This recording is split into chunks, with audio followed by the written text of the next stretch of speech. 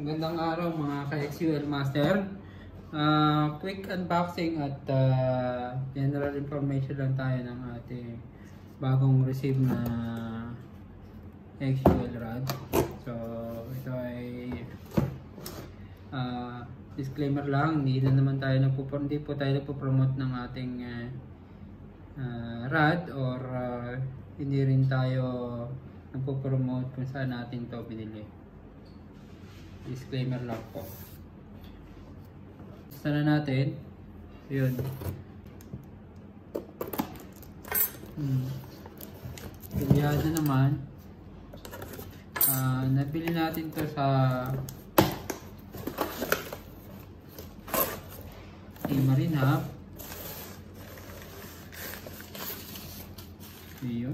May kasamang yung kanilang sinasama lagi na thank you card. So yun, ito yung XUL rod na Bulsen Santetsu Elite, Bulsen SE602 XUL rod. Ito ay may haba na 6.0 feet, equivalent to 1.8 meter. May line weight maximum capacity na 1 to 3 pound at lure weight maximum capacity na 1 to 4 gram. Maximum drag 2.5 kg. Buksan na natin kung tama nga yung nakasulat sa loob. Protektado naman yung dulo mga master. Yung sa loob, pagkaka-package nila, lagyan ng bubble wrap. Dulo sa dulo.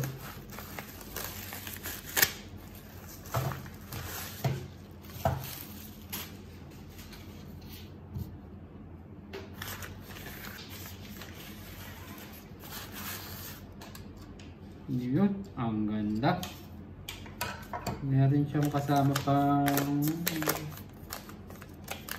manual, so hindi natin mababasa, hindi natin ma-explain mga master. Yun, Bulsen Brutal Angler.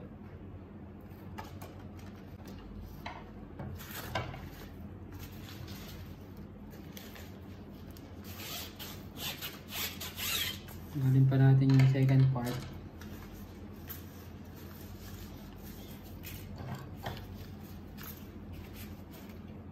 Tanggalin na natin mga master.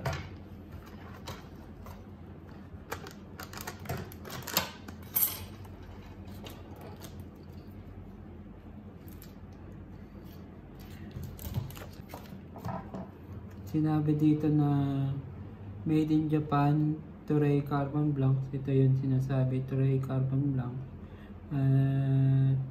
ZX45 wrap carbon cloth, HDCC2. Hindi ko alam kung anong meaning nun, pero part yun ng pagkakabuo nitong rod na ito. So yun nga, i-cross check natin mga master. Ito yung model number BZUL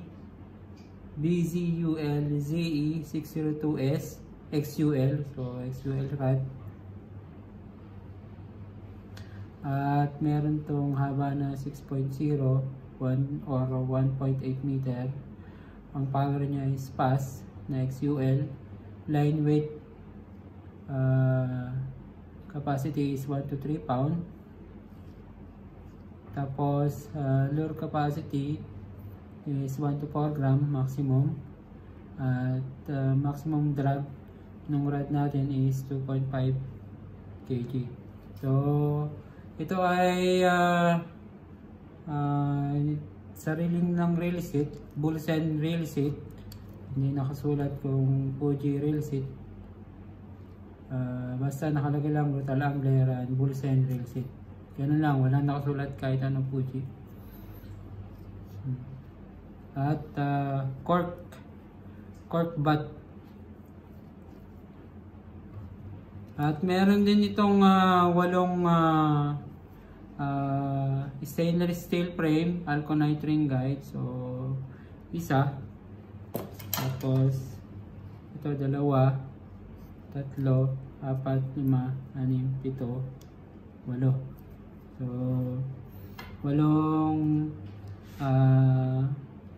8 stainless steel frame Alconite ring guide. So ayan, maganda mga master, malambot. So 2 piece rod siya, para sa may impormasyon, 2 piece rod. So yun lang mga master, maraming salamat sa pakikinig at panonood. So ito ulit si XUL Angler Roy D. Peace out.